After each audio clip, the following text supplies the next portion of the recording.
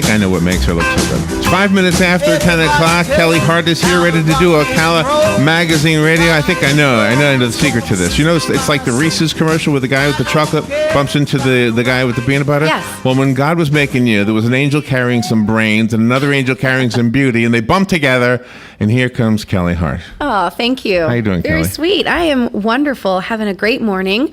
I have a wonderful guest with me this morning. I had the pleasure of meeting Mr. Walter Light, I guess a couple weeks back, and someone had presented to me this story of Mr. Light and this tablecloth that he had. And when I first heard this story in bits and pieces, it didn't quite make sense, but I heard that the story I was told was that his mother, Joy, had a tablecloth, and it was many, many, many years ago, of course. The way it started was she was at a friend's house having dinner, and the hostess asked that all of the guests sign their name and date on this tablecloth so she could remember the event. And Walter's mom thought that was such a clever idea, but she applied it in a different way and had some celebrities, very popular celebrities of that time, sign this tablecloth.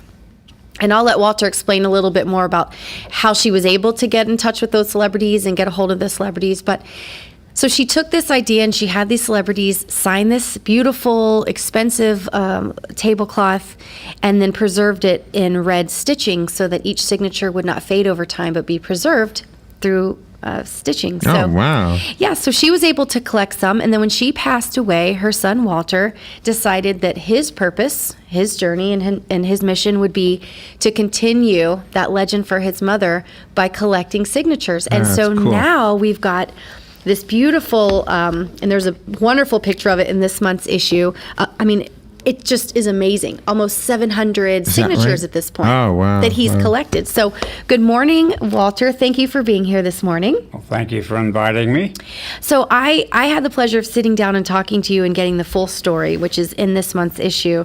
And I encourage everybody to read it or go online and read it, because the idea of hearing about a tablecloth with some signatures on it sounds minuscule compared to what it really is in its magnitude. Yeah. Even when it was at the magazine being photographed, in front of me were signatures of the Dalai Lama and past presidents and the Beatles, for goodness sakes. I mean, I was just blown away. So I want everybody to really understand the magnitude of this cloth, and we'll also tell you at the end of the show where you can go to see it, because it is on display right here in our hometown. Very cool. I'll start by asking Walter, give us a little backstory about when your mom passed away, what made you decide that this was something you were going to dedicate and devote your life to doing?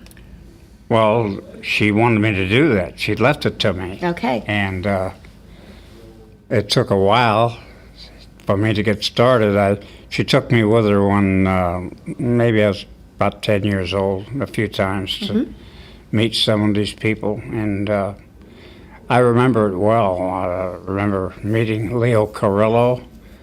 He used to play the Cisco Kid. He was Pancho with a big sombrero hat. Yes. Yeah. And a mustache. He was so colorful. I still remember seeing him. And as she began this, she wanted something to complement my dad's work. He was a film salesman at that time, selling all kinds of movies to theaters in southern Illinois and Missouri. And he eventually built his own theater in Chester, Illinois, named it after Mom, Joy Theater. And she bought the finest Irish linen tablecloth at Famous and Bar Department Store in St. Louis, and her first signature was John Barrymore, the actor. I was just asked who was the oldest one on there. Well, the only person I could think of would be John Barrymore or Dame May Whitty. She was an actress, and she used to entertain the troops in England in World War I. Wow.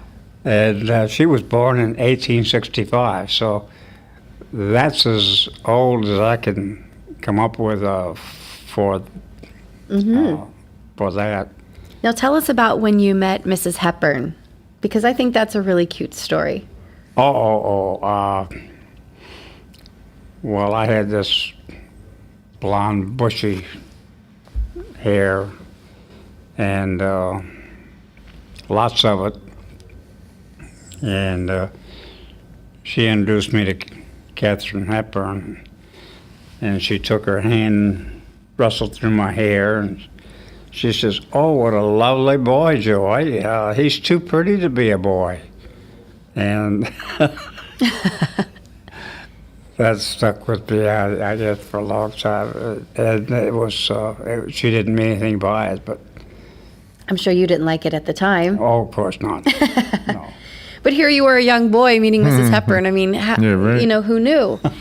And cool. so many of these people that you've met, and what I really like about the fact that not only do you have the signatures, but almost in every case, there's a picture, a photograph of either you with the person or them with the cloth, or some way of establishing some credibility that this was in fact their signature, which I think is amazing. And he has this album just jam-packed full of pictures of him and the most amazing people in the world. Well, there are some important people on there, and there are also some that I've missed, and I cry about that. But right now I'm trying to see if I can get a meeting with concert pianist Lang Lang. He's appearing at Ruth Eckerd Hall down in Clearwater Monday night. And I would love to have him sign that tablecloth and get a picture with him. Absolutely. He is amazing. Now, right now you have almost 700 signatures Yes. on the cloth. And what's the furthest distance you've traveled in search of a signature? I suppose it would be England. Wow. I had a lot of sports people. Mom was a great sports fan also. She loved baseball. I went with her many times to see some games there in St. Louis, the Cardinals and the Brownies. I'm sure it was easy for her because his mother was a beautiful young woman. So I can imagine this beautiful young woman standing outside a sporting event, you know, waving her hand, or and the guys just immediately going over to her. So I'm sure it was fairly easy for her at some point to get these signatures. She didn't get Babe Ruth, and I could never figure that out. I've looked on that cloth; it's not, the signature is not there. And the Yankees used to play the St. Louis Brownies all the time back in those days, and he was always available to sign an autograph, no matter what. He would go out of his way to sign something, and she didn't get his name or Lou Gehrig. I'm really surprised at that, and but we have to live on and keep charging ahead. I got Red Grange, a football player. Okay. Mr. Football. What's your favorite signature on the entire tablecloth? Well, that would be my favorite person, I would suppose, Ronald Reagan. I really liked him. I met him in his office. He signed it. He's the only man to sign that, only president to sign it while he was in office back in some of the early days when I was getting started. I would put that cloth in the mail, and I sent it to the White House. He signed it and got it back to me the next day. Wow. Of course, he was in show business, you know, and he knew the value and knew what was going on. And beautiful signature. When he got out of office, I made an appointment with him by letter. Took a long time, but I was able to make this appointment in his presidential office in California. And I just liked the man so much. He just looked like he stepped out of show window or something. Everything was just perfect. His tie, as a matter of fact, on his tie he had a little tie pin, and I didn't notice that when we were talking or being interviewed. He had already signed the cloth, but the reason I made the appointment was to get a picture with him, and he was happy to do that. And the main reason that I believe I got that appointment was because of our closeness to the name Lucky. I nearly got killed when I was a kid, 12 years old. Almost fell off of a water tower. We were climbing it, and they flashed some lights up and said, "What are you kids doing up there?" And I was nervous. I started down. My hand slipped. I fell over backward, and somehow the wind took me right back to that ladder. Wow. Amazing. And I can't understand. God did that. Yes, absolutely. Because there was just no reason. It was windy, but I finally got down to the ground, one rung at a time, very slowly. And this one kid walked up and grabbed me and said, "Boy, I saw every bit of that. You were so lucky." And so the name stuck. He kept on going. I went through school with this name. Everybody called me Lucky. Couldn't get rid of it, so I kept it. And I was a professional drummer. Went through the big band era, and using the name Lucky, and it was fine. But Ronald Reagan, his wife's maiden name was Luckett, and they always everybody called her Lucky. Ah. So the president moved to the White House, and they got a dog, and named it Lucky. I don't know if you remember that. Wow. Yeah, I don't remember that, no. Okay. Then after he retired, they bought a place in Northern California, a ranch, a lot of space and everything. But it didn't have any water, didn't have a pond or a lake. He dug out a great big hole in back of the house and named that Lake Lucky. Wow. So anyway. So was there anybody else that you met that you ultimately formed some kind of friendship with over time? Oh, yeah, sure. Well, a lot of people. One in particular comes to mind. Well, a good friend of mine, Dan Johnson, signed it. Mm-hmm. And we had lunch many times. And every time we get to St. Louis, we'd get together for coffee or something. Now, you mentioned St. Louis, and I know that there's some affiliation with you and the Arch there. Well, I was the catalyst to get it lighted. Yeah. How about that? Wow. I mean, this guy is just... Wow. It took a lot of years.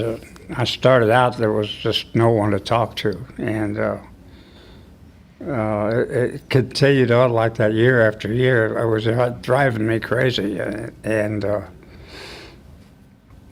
finally, of course, I was in and out of St. Louis. I still traveled, and I came back, and I worked with this Arch, and I could see nothing's been done. I contacted the mayor, politicians, all the big shots in St. Louis, and still couldn't get. The first superintendent of the Arch I sent a letter to, wrote back to me. He says, the arch can't be lighted. He says, the lights would bounce off of that stainless steel. He was wrong. Oh, my gosh. Well, it's a kind of a, I guess it makes sense, but it's what I was dealing with for many years, with that kind of an attitude. And finally, I got mad, and I became more associated and got closer related with the next superintendent of the arts, and Gary Easton. And I wrote one more letter to Gary. We communicated often. And I sent, it was almost a page and a half, and I made 50 copies of that letter. I sent them to every businessman in St. Louis. That's what got it lighted. Yes. Yeah. That was the last straw, because the letter was pretty straightforward and ornery, and I mean, how could St. Louis possibly not afford to light that arch? Well, you've spent your entire life you've been making things happen. I mean, not just the arch and the tablecloth. You have done more in your lifetime and seen more and been more places and had more experiences than most people would any one single event in their entire lifetime. And I know when I first spoke to you, I was overwhelmed, especially having the cloth right in front of me and this idea that there's nothing else in the universe like it. There might be other autographs, there may even be other tablecloths with signatures, but it will never be this same collection. And because so many of these people have passed away now, Yes. It's not something that can even be duplicated. Can you imagine trying to duplicate that? I cannot imagine. I mean, it's impossible, but even if it were possible, the idea of spending that much time, I mean, it's your lifetime. How many years have you been at this? The 3 tenors signed that. That's amazing. All 3 of them. It took 10 years. First one in Chicago. Then Luciano Pavarotti came to St. Louis, and he wanted me to see the show. Left me 2 tickets, best seats in the house. He signed it, got a picture with him, and then a few years later, Jose Carreras made an appearance at Ruth Eckerd Hall in Clearwater. And it took 10 years from the first one to the third one, but I got all 3 of them. Wow. And I thought that was quite an accomplishment. Absolutely. And we have a race coming up here in Daytona Beach. I only have one stock car driver on this collection. I'm embarrassed that I haven't done more with that. But now I can't even think of his name. The King. Richard Petty. That's All right. Yeah, I got Richard Petty. And I have the 4 drivers at the Indy 500 who won that race 4 times. Wow. Al Unser, A.J. Foyt, and Rick Mears. Wow. No one else has won it. Al Unser's brother, Bobby, won it 3 times. And Al Unser's son, Al Unser Jr., has won it twice. So that's 9 victories in that one family. That'll never be duplicated for sure. Wow. Well, and I like how you set out with an intention to get groups so that you tried to get complete groups. So you tried to get families, you tried to get, if there's 3 people, so it wasn't just random signatures either. There was really specific plans, and you are maybe one of the most determined men I've ever met. Danny Thomas, example, what you're talking about now. And then Marlo was his daughter, and then I added Phil Donahue, which was Marlo's husband. So that's sort of a little family there. And I remember meeting Marlo. She was quite nice. And the first thing she asked, "Did my daddy sign it? Did my daddy sign it?"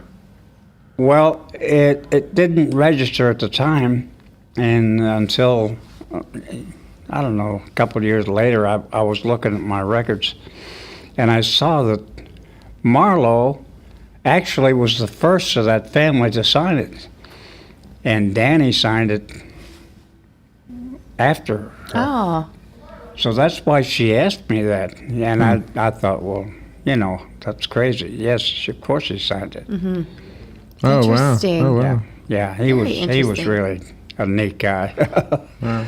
Yeah. And I definitely want to mention Marita Graves. who is a dear friend of yours. Yes. Because Mrs. Graves was maybe the driving force behind the exhibit that is now at the Appleton Museum, which is Yes. currently going on. Yes. And she was the driving force behind that, and she is a dear friend of Mr. Light's, and I had the wonderful opportunity of also meeting and speaking with her. She is a delightful woman, and I am so happy that she made this happen so that people in our community can visit the Appleton and see this cloth in all of its magnificence, because like I said, I could read off all almost 700 names and you would say, wow, wow, wow. But to actually see it it may be one of the most in awe moments I've had. Wow, that's cool. It's a historic item. It is amazing. Even if I do say so, some of those names on there, I just shudder every time I look at them. Liberace signed his whole nightclub act right in the middle. Yeah, I mean, It was fabulous. And you mentioned the Appleton Museum. Don't forget Ruth Grimm yes. and Cindy Morrison. They have been so nice out there. They're in charge of that museum, and I understand it's among the 10 best in the country. And I think that they've done just a wonderful job. They're reaching out a little bit and doing some extra things to attract attention. Yes, and I think that it shouldn't stop here. This cloth should go on tour. Yeah. I think you should be recognized all around the world for. To me, it's just one of the most romantic stories I've ever heard, because here's your mother that had this passion for something, and then you've spent your lifetime, following through with that purpose and doing something in honor of her. And to me, that's just. May I mention one more Sure, name absolutely. that's important Yes. to me? He has been so helpful to me in Ocala, and with this project, getting it into the museum and everything. Wayne Ernest, just a dear friend, and has helped so much. And he's the choir director at the church I go to, First United Methodist. There's a plug. And he's a great organist, and just a good friend and advisor, and just has been tremendous getting this together. Well, we want to thank you for sharing your story with us for the magazine, because it's, like I said, it's something that can't be duplicated. Nobody can go back and recreate what you've done. It's amazing. The signatures on it are absolutely mind-blowing. The exhibit is at the Appleton Museum, and it's called The Gathering of Legends. I have a phone number if you want to call the Appleton for information. It is 291-4455. You can also learn a lot more about the history of the cloth, because it's so amazing, and we don't have enough time to go into all the details of it. But if you visit www.thetablecloth.com, there are pictures of Joy Light, Walter's mother, a lot of history about it, more information. We certainly hope that you will pick up the issue or read about it online. I just want to thank you again. I want to thank you thank for you, Kelly. sharing this story with us. It was such a pleasure getting to meet with you, and I really just hope that everybody goes out to the Appleton, because if you have not seen this, I really just can't say enough about it. I mean, I guess maybe me at my age and seeing some of these people that just through history have been game changers, historically and sports. Come to the Appleton. Yes, absolutely. Thank you so much for being here this morning. And Larry, thank you so much for having us this morning. It's just fantastic. I hope you guys can go out there. Well, I'm planning on it. Yeah, outstanding interview, Kelly. And encouraging Thank you, people. Larry. And the picture and the issue, I mean, if you see it, you're like, you should be blown away by the number of autographs on there. But this thing is massive, and it's just worth going out, spending an afternoon. 5 presidents, 7 first ladies. The Dalai Lama signed it.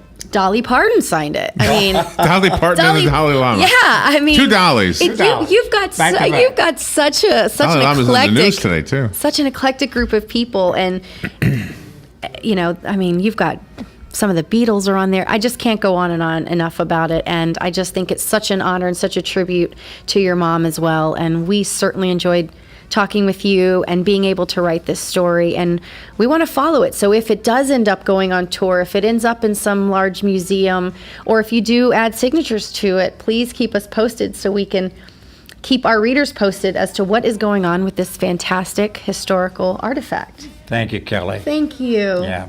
Thank you, Larry. Well, great interview, Kelly. Good job. Thank you for both coming in. And I think the tablecloth has become a celebrity in the process, right? Oh, it has. And by the way, I think when you were saved on that water tower, that was God putting His signature on your heart. Oh, absolutely. So you got an extra autograph that you carry with you. Fantastic. That's wonderful. I'll sure keep that in mind. Absolutely. One extra autograph that we have to know about. We can't read it. That's great. Thank you both. Thank you great stuff. so much. We'll be right back.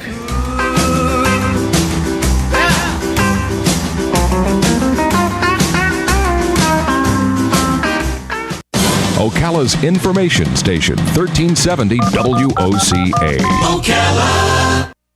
The weather is brought to you by myfwc.com. Life jackets save lives. Where in Florida? Sunshine mixing with